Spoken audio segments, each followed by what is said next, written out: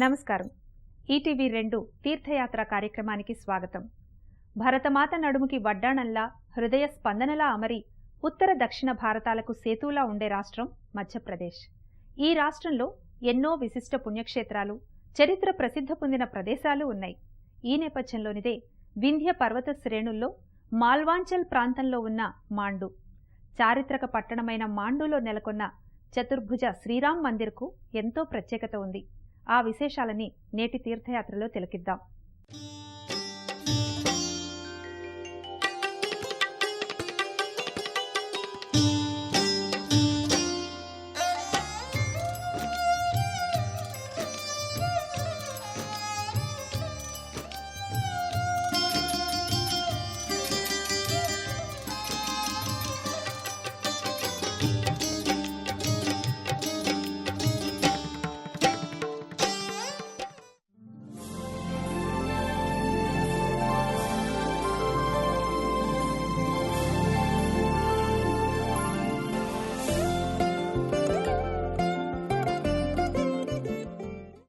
ప్రకృతి అందాలకు పట్టుగొమ్మ మాండు పర్వతాలు.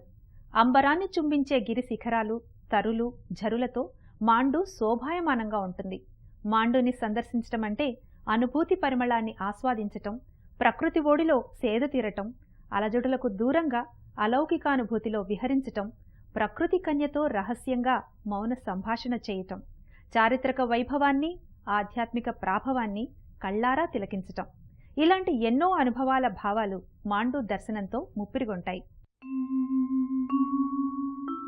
మధ్యప్రదేశ్లోని మాల్వాంచల్ పర్వత శ్రేణిలో ఉన్న మాండు పట్టణం చారిత్రాత్మకమైన ప్రదేశం.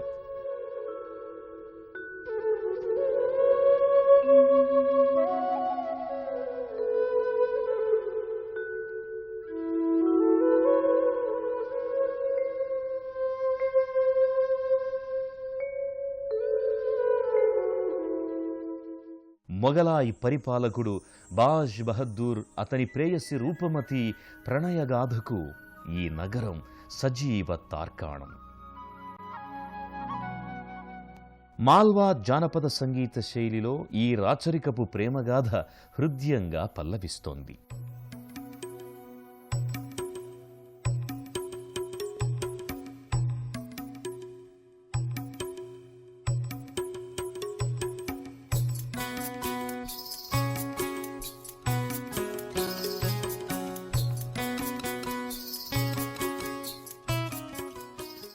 మధ్యప్రదేశ్లోని ముఖ్య పట్టణాలలో ఒకటైన ఇండోర్కు 100 కిలోమీటర్ల దూరంలో మాండు పట్టణం నెలకొని ఉంది.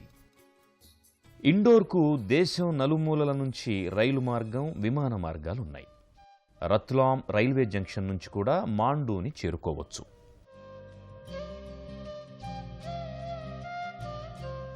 భోపాల్, ఇండోర్ల నుంచి నేరుగా మాండు వరకు బస్సు సర్వీసులు, ప్రైవేటు వాహన సదుపాయాలు కూడా ఉన్నాయి. వింధ్య పర్వత పంక్తుల్లో సముద్ర మట్టానికి 2000 అడుగుల ఎత్తున ఉన్న మాండు తన అద్భుతమైన రూపలావణ్యంతో శోభిల్లుతోంది. అటు పర్యాటకుల్ని మురిపించే ప్రణయ నాయికల, ఇటు ఆధ్యాత్మికంగా భక్తుల్ని మెప్పించే కావ్య కన్యకల మాండు ముచ్చట గొలుపుతుంటుంది.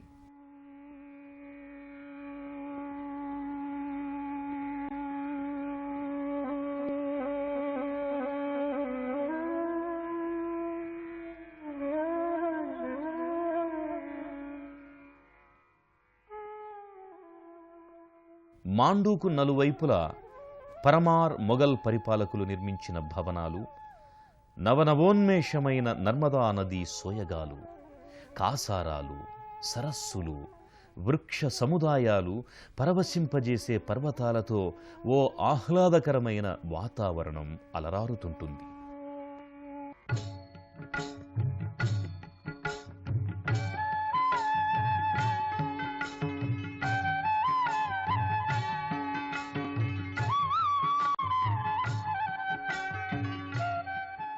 మాండూకి పురాతన నామం ఆనందనగర్.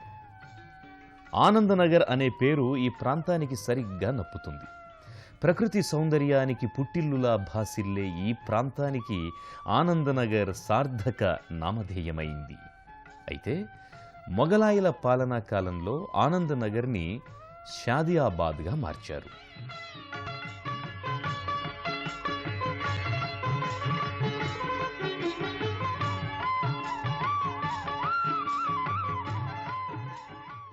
మాండూలో నెలకొన్న చతుర్భుజ శ్రీరామ్ మందిరాన్ని దాదాపు 1250 సంవత్సరాల క్రితం నిర్మించారు. కోట బురుజును పోలి ఉండే మందిరంలో చతుర్భుజ రాముడు రామనారాయణుడిగా దర్శనమిస్తాడు. సుందరమైన రాఘవుని మూర్తి రమ్యమోహనంగా భాసిల్లుతుంది. మాండూ చేరుకున్న యాత్రికులు, భక్తిభావన తత్పరులు ముందుగా సందర్శించేది చతుర్భుజ శ్రీరామ్ మందిరం. ప్రధాన మందిర ముఖద్వారం రాజప్రసాదాన్ని తలపించే విధంగా ఉంటుంది. 1250వ సంవత్సరానికి ముందు నిర్మించిన ఈ మందిరం అలనాటి కళా వైభవానికి, అప్పటి రాజవంశీకుల భక్తి తత్పరతకు నిదర్శనంగా నిలుస్తోంది. మందిర ప్రాకారం జేగురు వర్ణంతో శోభాయమానంగా ఉంటుంది.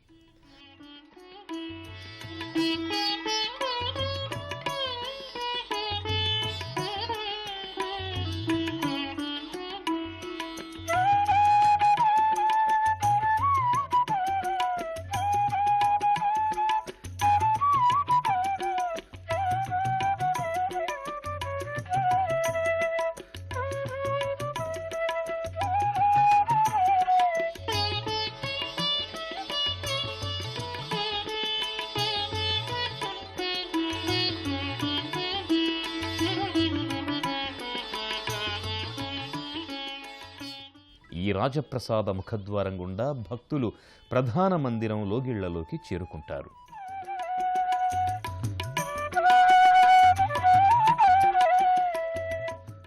ముందుగా చిన్న మందిరంలో ఉన్న వక్రతుండ మహాకాయుడైన గణపతికి వందనాల్ని సమర్పిస్తారు. బంతిపూలతో అలంకృతమైన పార్వతీతనయుడి శోభ ముగ్ధ మనోహరంగా ఉంటుంది.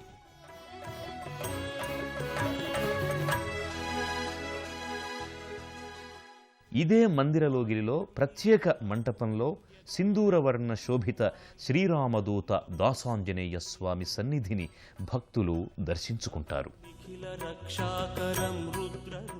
భక్తులు ఈ అంజనానందనుడిని క్షేత్రపాలకుడిగా భావిస్తారు. నమో వానరేశం నమో దివ్యభాసం నమో వజ్రదేహం నమో బ్రహ్మతేజం. ముకుళిత హస్తాలతో రామభక్త హనుమాన్గా స్వామి తేజరిల్లుతున్నాడు. శ్రీరామదూతం శిరసా నమామి అంటూ భక్తులు పవనసుతుని ముంగిట ప్రణమిల్లుతారు. నమో వాయుపుత్రం నమో సూర్యమిత్రం నమో నిఖిల రక్షాకరం రుద్రరూపం నమో మారుతిం రామ. సూర్యనారాయణ స్వామి విగ్రహాన్ని కూడా భక్తులు దర్శించుకుంటారు. నమో దివ్యభాసం నమో వజ్రదేహం నమో బ్రహ్మతే. అనంతరం భక్తులు ప్రధాన మందిరం వైపు సాగుతారు. సంహారకం వజ్రకాయం నమో మారుతిం రామదూతం నమామి. శ్వేతవర్ణ గోపురంపై పంచలోహ కలశం అమరి ఉంది. కలశస్య ముఖే విష్ణు అన్నట్టుగా ముందుగా కలశానికి నమస్కరించుకుంటారు భక్తులు.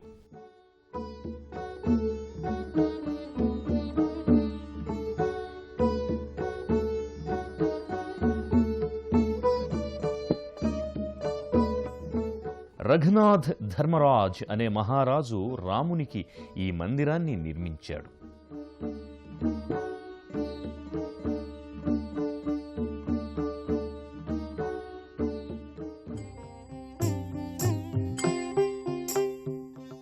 ప్రధాన మందిర ముఖమంటపం రజతవర్ణమయ స్తంభ సమన్వితంగా భాసిల్లుతోన్నది.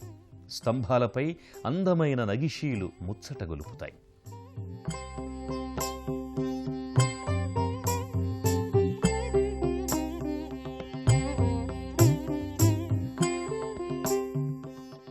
ముఖమంటప పైకప్పులపైన వివిధ రకాల ఆకృతులు అలనాటి శిల్పుల కళా చమత్కృతికి అద్దం పడతాయి.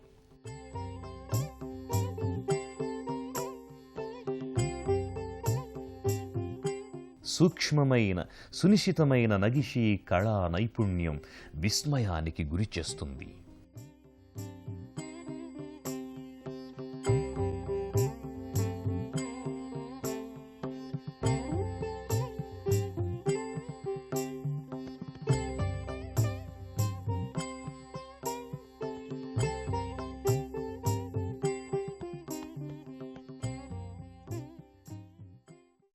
గర్భాలయంలో శ్రీ సీతారామ లక్ష్మణ దివ్యమూర్తులు ఆంజనేయ స్వామి సహితంగా తేజరిల్లుతారు. గర్భాలయంలో రాఘవేంద్రుడు యోగి పుంగవునిగా, కోదండరామునిగా, శాంత శౌర్య ప్రతాపాలకు చిహ్నంగా గోచరమవుతాడు. కమలనయన జానకీరామ మాంపాహి అంటూ భక్తులు సీతారాముల ముంగిట ప్రణమిల్లుతారు. శుద్ధ బ్రహ్మ పరాత్పర రామ కాలాత్మక పరమేశ్వర రామ శుద్ధ బ్రహ్మ పరాత్పర రామ. గర్భాలయంలో జగదానందకరమైన జగజ్జేయమాన శోభితమైన జానకీ రామలక్ష్మణ దివ్యమూర్తులు నెలకొని ఉన్నాయి. శ్రీరఘురాం జయ రఘురాం సీతా మనోభిరాం అన్నట్టుగా జానకీ వల్లభుడైన దశరథరాముడు సోదర పత్ని సహితంగా స్థానక భంగిమలో నెలకొని ఉన్నాడు. రామ రామ జయ రాజా రామ రామ రామ జయ సీతా.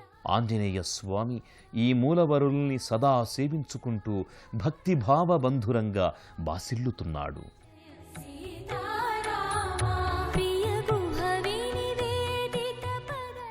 పట్టు వస్త్రాలు ధరించి కిరీటాది వివిధ భూషణాలతో అలంకృతమై తీర్చిదిద్దిన తిరునామాలతో రాఘవుడు కోదండపాణిగా దర్శనమిస్తున్నాడు.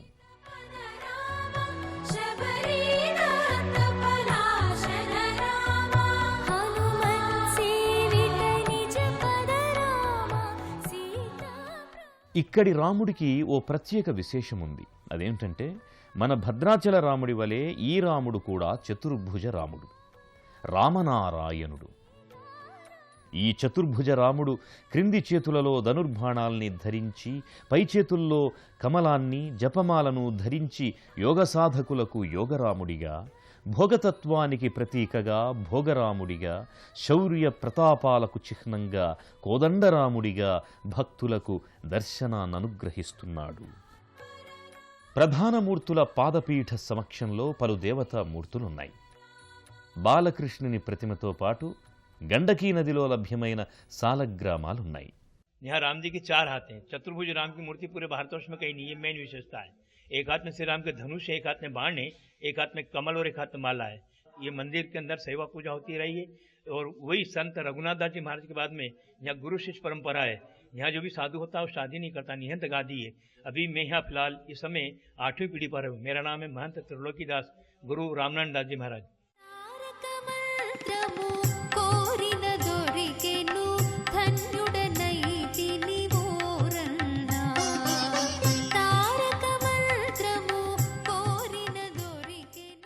రఘునాథ్ ధర్మరాజుకి స్వప్నంలో స్వామి తన ఉనికిని తెలియజేశాడు.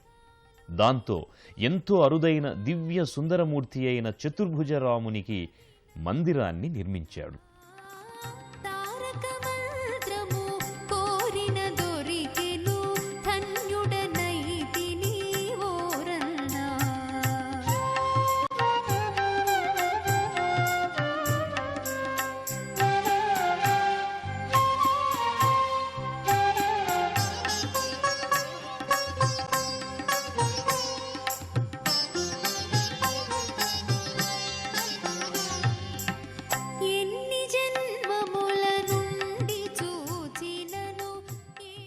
ఇదే మందిరంలో రామసేతు నిర్మాణానికి ఉపయోగించిన రాయి ఓ గాజు పెట్టెలో అమర్చారు. బరువైన ఈ రాయి నీళ్లల్లో తేలియాడడం విశేషం.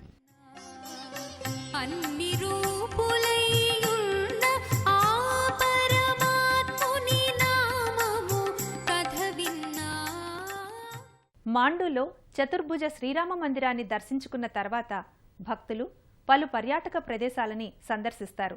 వాటిలో ముఖ్యమైంది జహాజ్ మహల్. మొఘలాయి పరిపాలకుల కళా పోషణకు ఈ కట్టడం దర్పణం పడుతుంది. మాండూలో చతుర్భుజ శ్రీరామ్ మందిరాన్ని దర్శించిన అనంతరం తప్పక దర్శించవలసిన చారిత్రక కట్టడం జహాజ్ మహల్.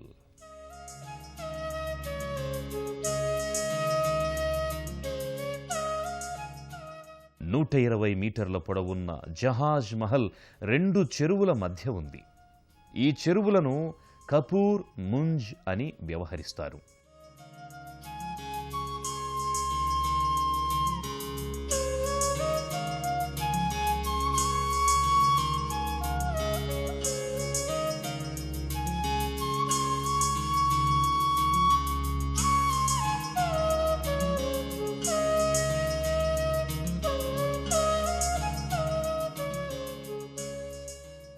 గయాజుద్దీన్ ఖిల్జీ ఈ విశాలమైన మహల్ని నిర్మించాడు.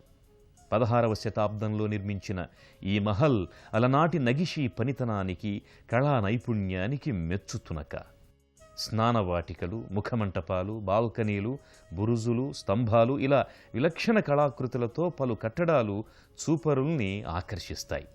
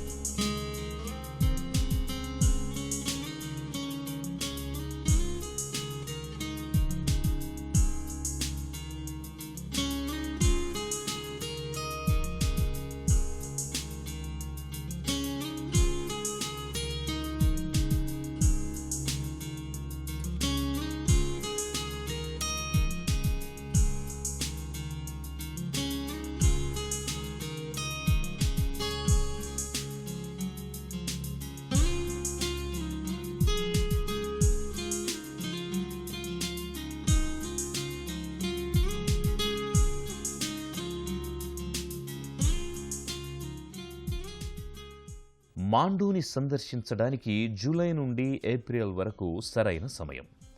మాండూ గురించి సంపూర్ణంగా అవగాహన రావాలంటే, ఇక్కడి ప్రకృతి అందాల్ని ఆస్వాదించాలి అంటే కనీసం 2 రోజులైనా ఇక్కడ ఉండి తీరాలి.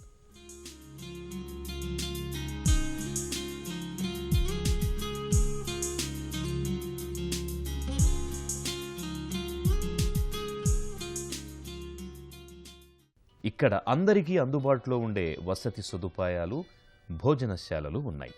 వీటిల్లో పర్యాటక శాఖ వారు నిర్వహిస్తోన్న వసతి, భోజనశాలలు తీర్థయాత్రికులకు, పర్యాటకులకు సౌకర్యంగా ఉంటాయి.